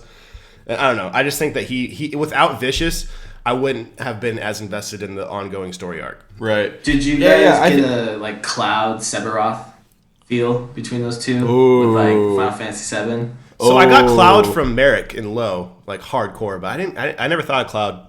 I guess because if the sword was a little thicker, I would have gone there. No. I think the final battle though between Vicious and Spike. I think that's a atmosphere of villain and hero. That's a take. I like that. But here's the thing about Vicious too that I wanted to say is that Vicious. So before they were in the Syndicate, they were in like some army. All of them. Spike was too. And another character that was in the army with Vicious was Gren. And Gren is like a 1-episode character. So this is going to lead me to my MVP. Gren's my MVP. All right. I'm gonna go into it. All right. Why is she or he? Because so I just wanted to connect it to Vicious real quick. So Vicious and Gren were in this army, and Vicious had like this like little music box that like played a certain melody, and Gren was like, "Oh, I really love that melody. Like, I'd love to play it on my saxophone." And Vicious gave it to him. Yeah. Like Vicious just like was like, "Here, like I want you to have this." And then Vicious saved Gren by stabbing that scorpion. That's right. Right. Yeah. Right. And so like Vicious is not as straightforward evil as you think. Yeah. Because there's more depth to him. Yeah. But Gren's my MVP, and the reason why it's hard for me to pick, I feel like I could like have long takes. I almost went Edward. Yeah. I almost went Edward too.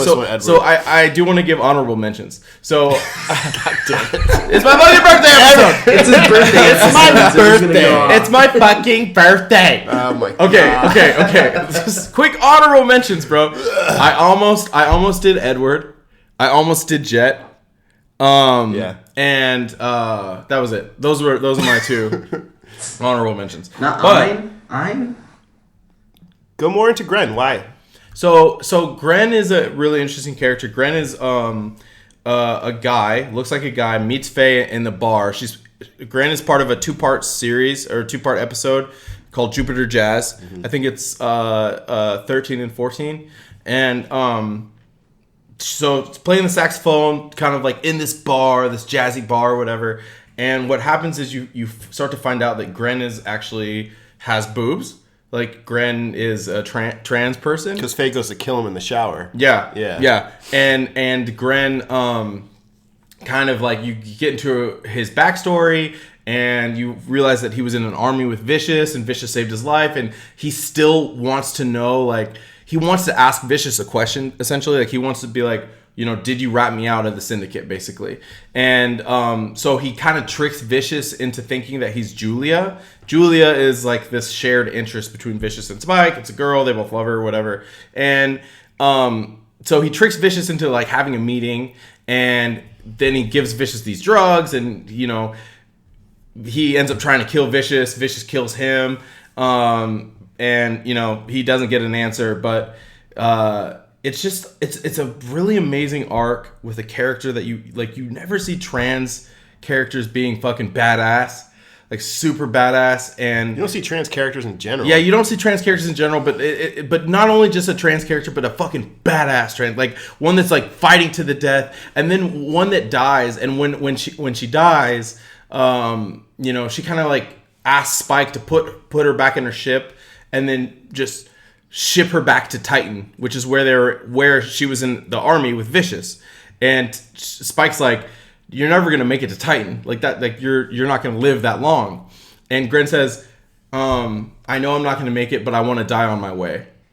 And then and so Spike does it, and then it cuts to this like Native American character. With like a short Native American kid, and the kid's like, "Oh, look, a shooting star," and then the Native American character is saying, "That's not a shooting star, that's a warrior coming home."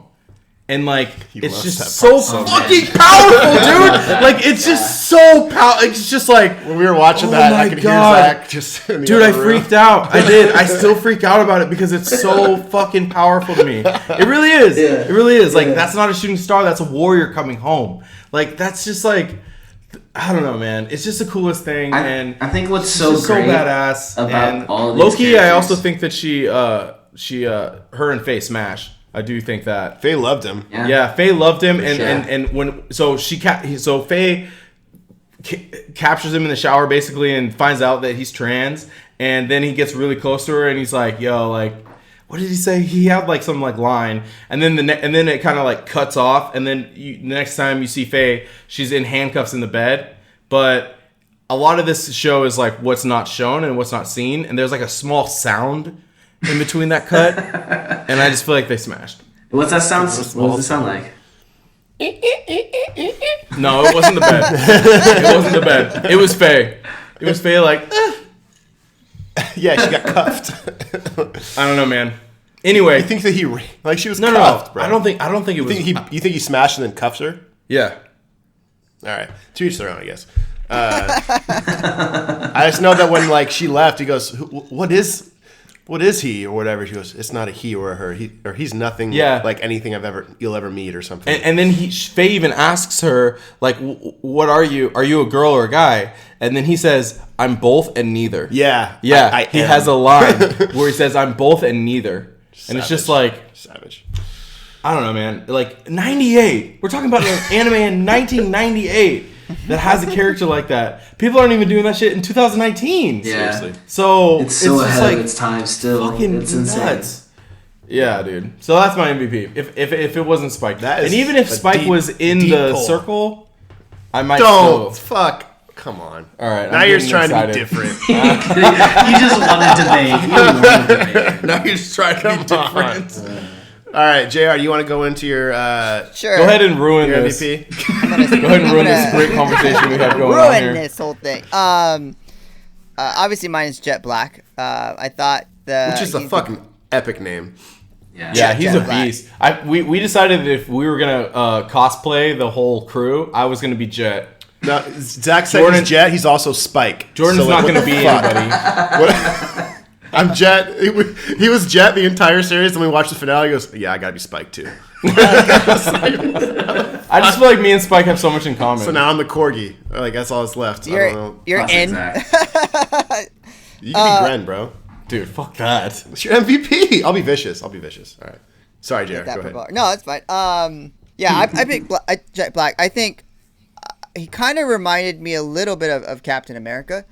And I'm gonna say because he had this he did have this moral compass, but he also had to do which tend to make his decisions hard to make at times, and he also tried to control Spike at times, and there were times where he's like, oh, I don't care, but really he did care about the situation. He was very fatherly. He reminded me of Mother's Milk from The Boys. Yeah, a little bit of that. That's a good comparison, yeah. Yeah, a little bit of that. But I felt like his character spoke to me because he's not at the forefront. He's in the background, and he is. But he's kind of like the leader, though. He's the heart for sure. Oh yeah, he's kind of the leader. I feel like he was the leader of Bebop. I did too. I feel like you had to have this guy who, and if we're correlating with anything, it's kind of like anybody seen the first Mindhunter season? I'm watching the second one right now, so first. I started it. I've been convinced that I have to keep watching. Mindhunter is really good. The first season is really good. Yeah, there's that relation. That relationship is in there as well, and it's where someone has the talent, but yet and someone else has to have the know-how. And I've been reading this book called Start With Why, and they talk about Martin Luther King and how he had the dream, he had to inspire the talent to do that, but behind him was his kind of like chief officer, the guy that was with him the whole time, and nobody remembers him. And and it's like you got to have the why, but you got to have the how. And I felt like Jet Black was the how, and Spike was the why. Like he was the talent. That's a deep cut, dude. I like that. That's why I think it's great to see Spike. Don't get me wrong. It's exciting. It's action. It's adventure. If you watch my movie collection, that's what it's all about. But as I get older, I think I'm starting to look for that. We have the inspiration, we have the imagination, but how do we get there? And that's for me right now. So I think that's where I am in my life. And maybe if I watched that show as a kid, it would be a little different. But that's why Jet is my hero, my MVP. It's tight, dude. I like that. I fuck with that. That's tight. Jet's a great character. The how. Yeah. The how, yeah. He's I know exactly what you're talking about in Mindhunters. You're talking about the two FBI agents, right? The main characters. Yeah, it's Ford and I forget the other guy's name, but I can't remember their names either, but I know. And the older guy is the how, but the newer guy is like the exactly the why. Exactly. Yeah, he's the why. Mm-hmm. Yeah. Yeah, and we're gonna. If you're listening to this, you already know, but the intro to this episode is gonna be the intro to the show, and it's fucking epic intro. It is the best hardcore jazz there is. Yeah, and I'm curious. Do any of you guys watch Archer? Yes. No. Actually, yes. I've seen it. I've seen the season. So I feel like Archer took a lot of pulls from this. Like it's almost like an identical intro.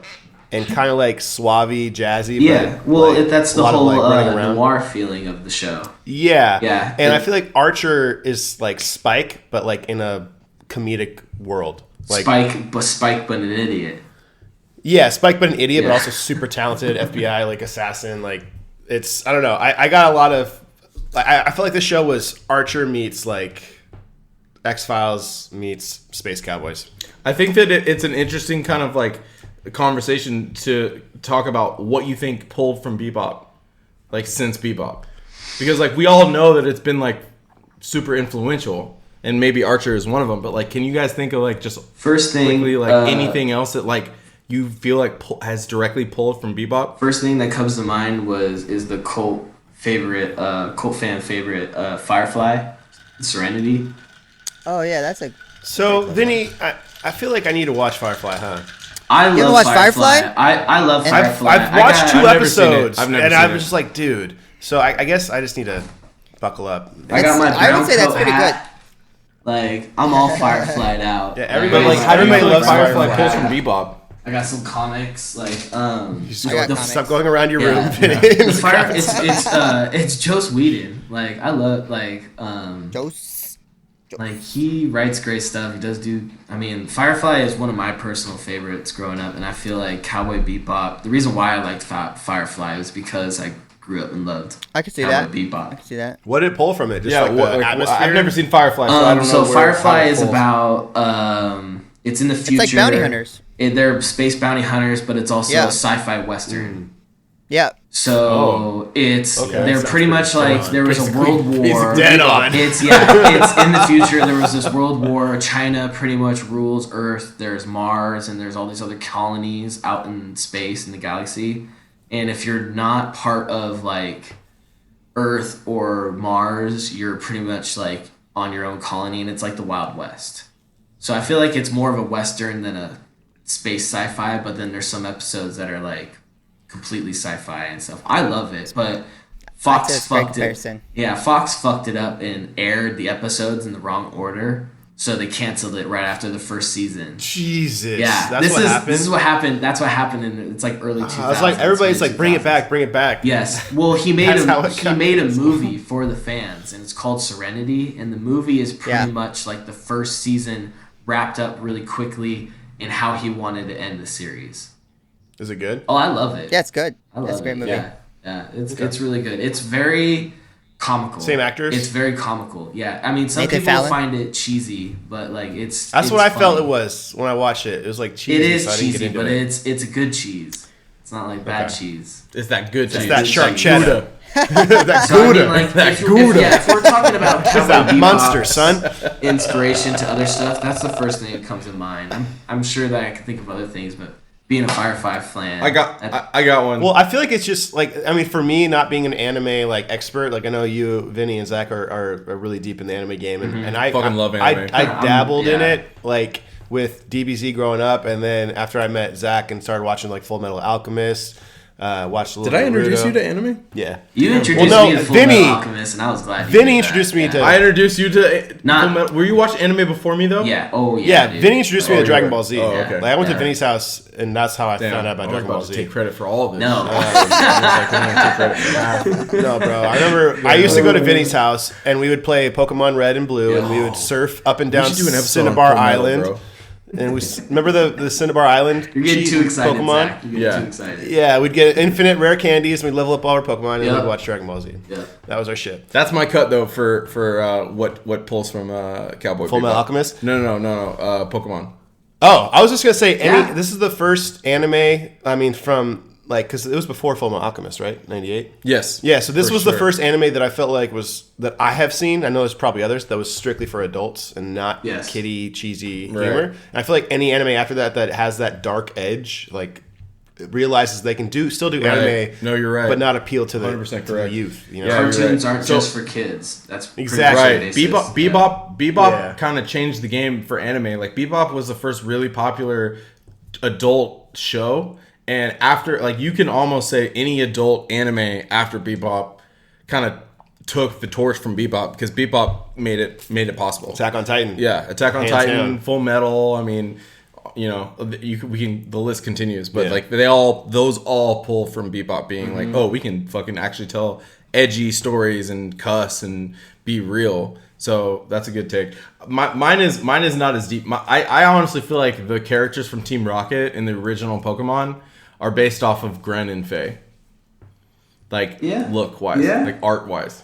I feel like Faye looks like Jesse and James. Jesse, and Gren looks like James. So I just feel like they just took those characters and just like spun them out into Pokemon. I mean, we'll never know, but that's just, I think if you're into anime, if you're an anime artist, if you're an anime director, you are very familiar with Bebop, and Bebop lives on through all these other shows. Like, it just does. It's just a very popular show. So yeah, I mean, a lot of the anime that you see sci-fi in, I feel like has adopted the way the ships look like in Cowboy Bebop, because like we're saying over and over again, Spike's ship is tight. Was this after Gundam? Yes. Before. Or Gundam was after Cowboy Bebop. That's what I meant. So that's a direct. Yes. There's plenty of new ones that I'm watching that come out that I try, and I'm just like, oh man, that ship looks like Spike's, and it makes me laugh. Yeah. But then I'm like, and Spike's weapon. Trash. I mean, Spike's weapon had this laser, like with electricity that he shoots out of the tip of it. Yeah. And it looks just like the lasers from Gundam, and just like the swords from Gundam. Yeah. Like it's just like a direct copy from that. So I feel like that's another take from it. Dude, and one of the villains, I can't remember what episode it was, but like they were like kind of like space pirates, but they were also Robin Hoodie. Like they steal from the wealthy, and but they were stealing from poor people too, and like they fucking would shoot like a little like rope into your fucking ship and then just drain your bank account. Like that's just so fucking unique. Like anime is so different. It's so like I love it. We're like the creators of the idea. Like I want to be in a brainstorming session for an anime show. Just see what they put on the wall, because like it's just so bizarre. But I want to see what ideas get tossed. Because this shit is so what bizarre. gets crumpled up and it's thrown like, away. Ideas where they were like, no, dude, that's too much. So there's this table. Too much. And this table has a fucking like soul. Way too many tentacles. Bro. It eats children. Yeah. Let's try to take a trip to Japan and get involved and see if anybody's willing to pay for us to come out there. And, dude, go to the headquarters. Dude, I would love to go to the source. Any anime production company listening. Whatever, which one? Just pay for us to come out there. Sign us up. I feel like we're probably coming to the end of this discussion, and just real quick, round robin. The last question I have for you guys is, I would love to hear your rating.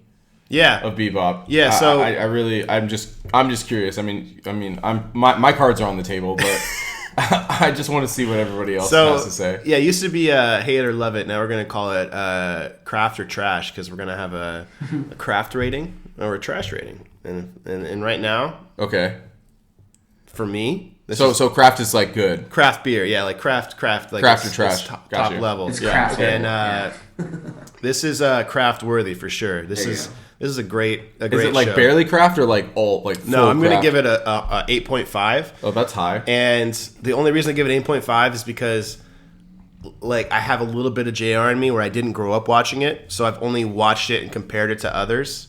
And I do think that like if I were to watch this show straight head to head with like Attack on Titan, I would prefer Attack on Titan, just because I think it's just kind of like more different and darker. And I've seen a lot of stuff that, to be fair, has pulled from Bebop, but I've seen those first. So like this is like me revisiting that. And I'm not saying it's a bad show at all. I feel like I've seen a lot of the tropes before. Yeah. So to me, 8.5, but That's high though. That's yeah, high. straight craft. Still like good. money. Great show.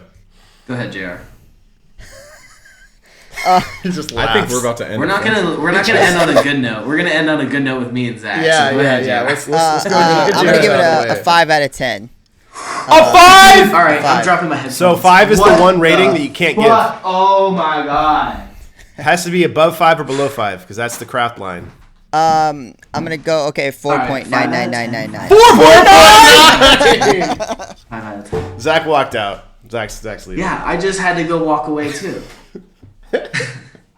I think 4.9, man. unfortunately I don't It's his have this birthday fucking episode, feeling. man. Why you gotta We be had so this. mean to him? This is a very similar conversation we had about Hellboy and the movie and all that so forth. And I think the problem for me was if I'm falling asleep during the show and I have to rewatch episodes, get more sleep.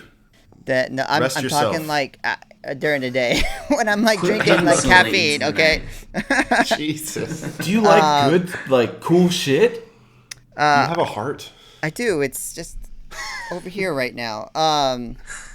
I do like. I do like. It's like comparable to Sailor Moon for you.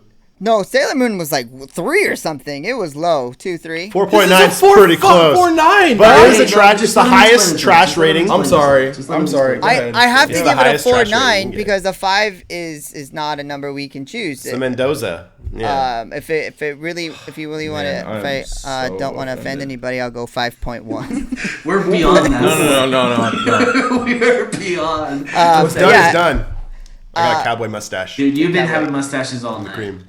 Yeah, so all I can say is, 4.9. And, I'm one person that can change my opinion. I'll watch the end, and I'm okay with that. I'm not going to stick with it. I'm okay to make mistakes. So, but as from 1 to 14, that's exactly how I felt about it. We're gonna revisit this on another episode once you finish it, and I want you to just be honest. That's all I ask. Yeah, I'm okay with. The cool thing about our podcast is we can't offend each other, but it's in good nature. So it's not like, Well, of course. I'm gonna piss you guys off in a way or vice versa. So fuck you, bro. that allows us to be honest, and it's okay if I get some hate comments out there. It's okay, guys. If anybody in a tuxedo and a mask wants to come after me, it's okay. I'll go after it's gonna be me. Just be prepared. Just coming for you. I'm gonna throw a rose down. Yeah, if you're gonna throw roses at me, I'm okay. Walk down the street, roses just. Yeah, just be prepared.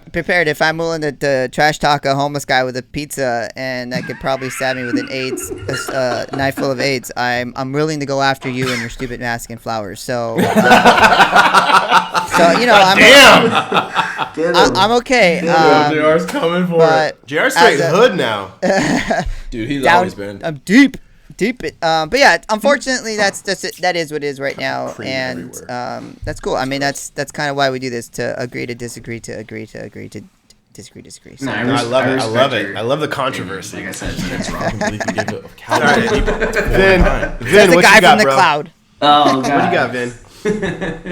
Dude, what's the guy's name in Power Rangers? The fucking head. Right. That, like after listening to us, what are you thinking? Are you like, how am I not catching it? What's your thought process? I think there is an inkling or an urge or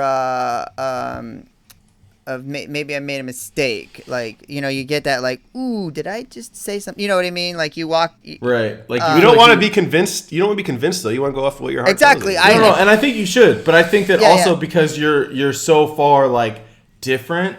I think I'm just wondering what you're thinking about it. Are you that's how I felt. This was me in Stranger Things season 3. This was me. Yeah, no, I was JR. That's true. And I still stand by that shit. I do. I think I'm happy that there's stuff that it shows that particularly for the show, it's very awesome because there's things that we all agree on that I would say most of the time we're always on the same page, all three of us. And now that Vinny is in there, he gets to collectively we're on the same page.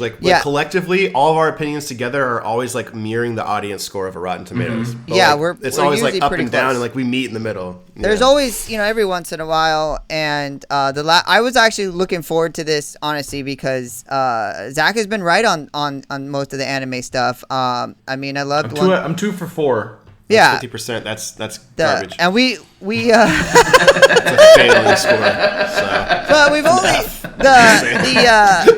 the data that we've taken though is not a lot though. I mean, we've only gone through 4. So. Hey, wait. I'm not taking Sailor Moon by the way though. That wasn't my idea. No, that was Olivia's idea. That was. So I'm 2 for 3 actually. Yeah. So still a D. That was not a good 75. 66. 66.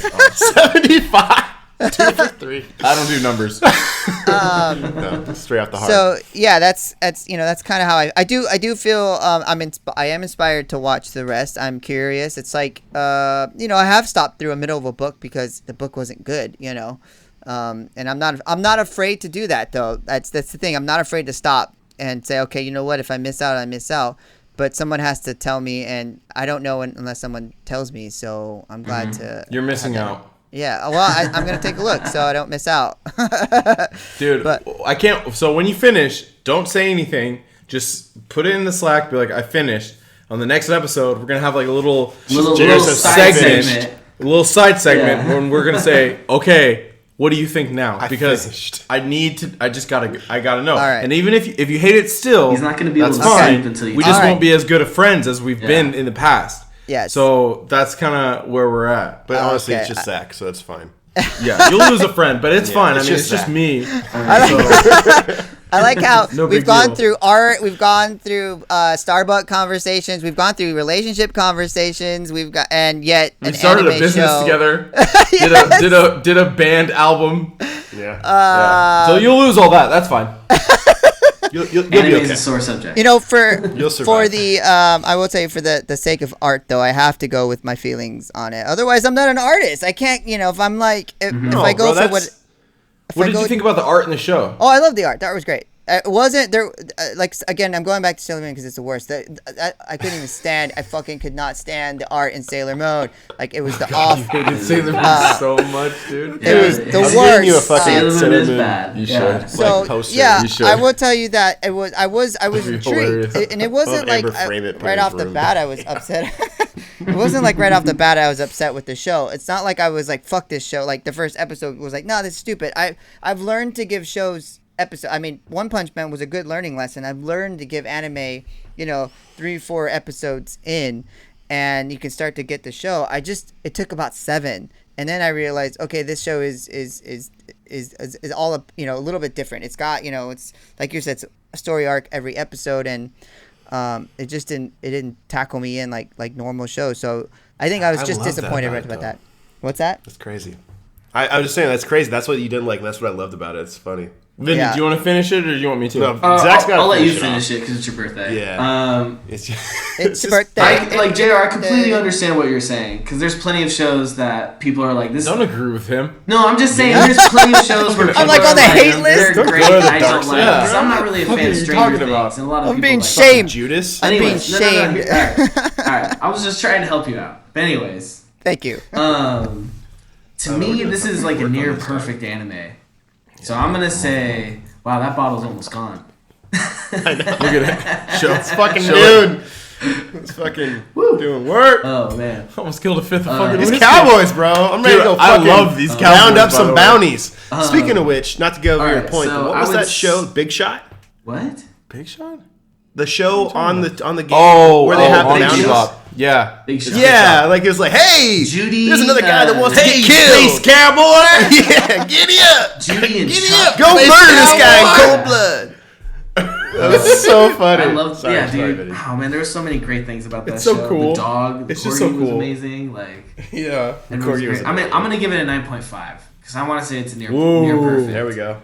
But that's also because that's a craft. It's a hard craft. The first or second anime I've ever seen, and I've seen so much inspiration in almost all the anime I've seen, just through my years. And like Jordan was kind of saying, almost every popular anime pulls in one way or another from Bebop. Yeah, and like it could be as simple as a shout out for someone wearing Edward's goggles and having the rosy cheeks. It could be something simple as that to like a whole character pretty much being based off of Spike. Like. Mm-hmm. And I don't know. I just loved it. There's one thing that was really cool about this anime too that I thought. And they do these little transitions in between commercial breaks, and in their intro and outro, there's a lot of words and stuff, and a lot of new animes are starting to do that. Attack on Titan does that between every commercial break. It kind of has like a paragraph and some images, and it like gives you some insight on the actual universe of the show. And I have this one image of this thing I'm going to say. And after I read this, I was like, wow, this is like what the show's about. So it comes up on the intro, I think. I'm pretty sure it comes up on the intro with all the words going up. And then it says, then, in 2071, in the universe, the bounty hunters who are gathered in the spaceship Bebop will freely play without fear of risking things. They must create new dreams and films by breaking traditional styles. The work, which becomes a new genre itself, will be called Cowboy Bebop. Cowboy Bebop. Yep. So the work, which becomes a new genre itself, exactly, will become Cowboy Bebop. Which is exactly it's like what this show was. Prophecy. Yeah, it's sci-fi, western, and noir, all wrapped up into one. Good. And it's like this show is like. Man. That's why I give it a near perfect. Cause I don't think I don't believe anything is perfect. So that's why I'm gonna give it a 9.5. Because this thing is just like fucking. It's genius. I think it's a work of genius. Yourself. The art is amazing and the story's gripping and compelling, and the characters. I've rewatched it. This is the one anime I think I've rewatched the most. It's so good, dude. Yeah. I mean, but yeah. So wrap it up, Zach. Good take, dog. Great take. Good take. Thanks. Great dig. So, I mean, I don't know, man. How high do I want to go? Should I just give it a 10? You gave low a 10, bro. Should I just give it a 10? I'm just saying, you gave low a 10. Yeah, I'll give it a 10. You gave low a 10? Then you should give this a 10.5. I think low's amazing. 10.5. I think Bebop's amazing, too. I'm going to give it a 10. 10's fucking perfect. I'm going to give it a 10. So, it's a 10? Yeah, it's a 10. I think that Bebop is probably the most inspirational anime that's ever been created. And I think that sounds like kind of crazy to say, but I think it's, it can be backed up in a lot of ways. What was the first big one? DBZ? No. Dude, Bebop was before DBZ. Are you really? Yeah, Akira? Oh, yeah. Yeah, Dragon Ball was made in the 80s, if you want to talk about That's that. What I was thinking. That's what I thought, yeah. But no, yeah, I mean, there's Astro Boy, which I want to say is like the very first one. Astro Boy was not that tight, though. It sucked, but I want to say it was the first anime. Astro Boy was sure. I mean, I'll give you that. The first anime. It didn't like ripple into the future like Bebop did.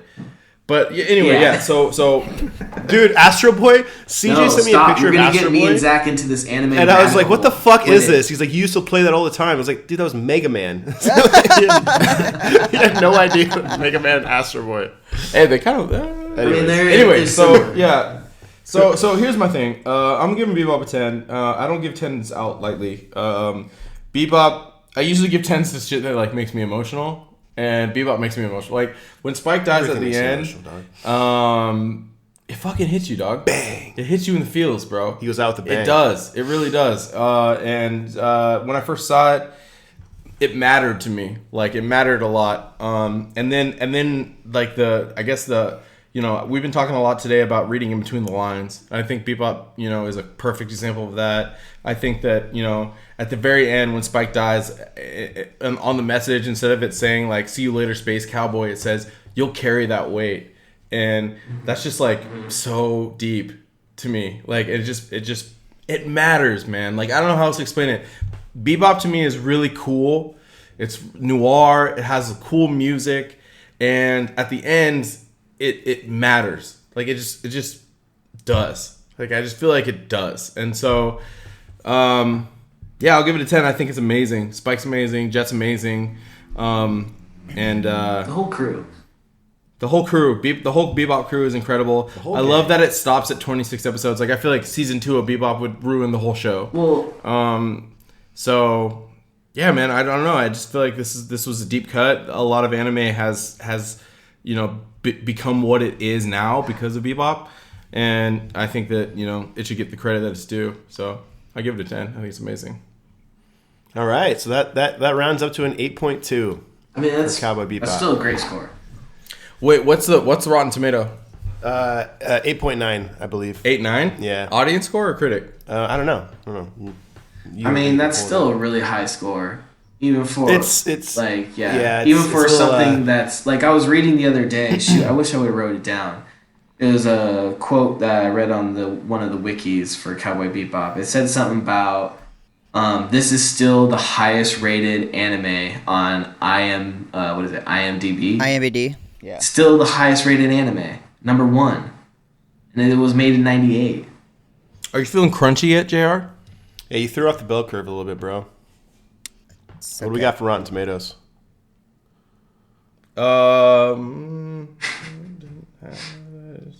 do do do do do. 65% on Rotten Tomatoes, 90% audience. So the critics have a 60. Audience is 90. 65 from the critics. So JR's the critic. The rest of us are the audience. Okay. The cynic. Right. The audience grew up with it. The critics did not. Exactly. And that's what we're talking today. Yeah. So that's fair. funny. That's fair. Oh, man. But if we're rating drinks, I'm going to give this fucking Cowboy a fucking 10. Yeah. Wait a minute. That was. I'm drunk! Yeah, I'm drunk and I love this Cowboy drink. By the way, this shit's fucking lit. Cowboy drink is but great. we made a goof. That was actually just that was a movie, the Cowboy Bebop movie. Oh, shit. This is the Cowboy Bebop series. Oh, no, it's not. Yeah, it is. So the critics of Cowboy Bebop actually give it a 100%. Oh, 100. 100, the critics. The audience, 94. So, Are you feeling crunchy yet, JR? stick that in your pipe and smoke it. I have resolve, buddy. I have resolve. You have resolve. I have resolve, Like cleaner? buddy. You have a bottle of it in your closet? As in, I have the ability to stand on my 2 feet and take the storm. And keep swinging. I have resolve. 100. That's why I did I've never seen that before. 100. Like the critics gave it 100. You know- gotta finish it. I'll finish it. I will finish it. I I'm feel like okay he's with still that. not gonna like it though, because now he's like on a mission. He's like different. No matter what. No, He's I'm like, not. dude, I'm fuck not. Cowboy Here's the Bebop. thing. I'm not gonna be like, you know what? I want to be right. I'm okay Will with you being wrong. will you admit if you're wrong? If you feel that you're wrong, will you admit it? Absolutely. Yeah, I he have in is, the past. he is. Yeah. I'm not gonna like. I'm not gonna put my ego in front of my my artistic view. That's stupid. Yeah, man. He's not My creative you drive guys. takes over. I love going against the grain. That's usually my place. So I love the Yeah, the and media it's not there. like I fun. mean to go against the grain. I go in with everything we do with an open mind and an open heart, looking for something to be inspired by it. Because we live in a world where we have to have. Well, we don't have to have it, but right now we all have jobs and we don't want our jobs. So I look forward to these things. So Right, but do you realize you're ruining my birthday? maybe. It's my birthday in like a fucking week too. But You're ruining both of our You know birthdays. what? You Here's, realize you wanna know that? something funny? I don't know how I got on this text chat group with Zach and everybody's friends, and it's this White Claw thing, and I got a million. Everybody's birthday seems to be this month, so It really I'm is. Are you in that group chat? It I'm really on is. there, and I don't know how to get off, and I'm like, who the hell are all these people talking about White Claw and August birthdays? And Oh my god. no laws when you're drinking claws. Did it say anything No laws about when you're emo drinking claws. night? yeah, I think I saw. I saw Bree's You were on birthday that on group there. chat? I'm on there. dude, I I am guess he's in that on group there, chat. and I can't I'm get not. off. But My wife it's okay. is, I like how Vinny's not, but I'm on there, and I don't know half the people there. Vinny's not on that? Oh, that's great. Are we still doing a podcast? yeah. Zach's making So- his 4th drink. Anyways, yeah. So that's my. I will promise you will get 100% truth from me on the show. When you Have finish- we ever seen 100% critic score? I can't from remember Rotten one. No, Tomatoes? never. I don't Not think even I've Black ever I seen feel that. like Shawshank. Let's can we just take a second and like actually fucking just realize Based in like we just 100 critic score too. Critic score 100%. I on Rotten gave it a Tomatoes. 9.5 because I thought it was near perfect. These critics, Bro, I gave it a 10. well, yeah, and but then they gave it a 10. That's what I'm saying. Bro, you're a professional. Oh Bro. man, All right.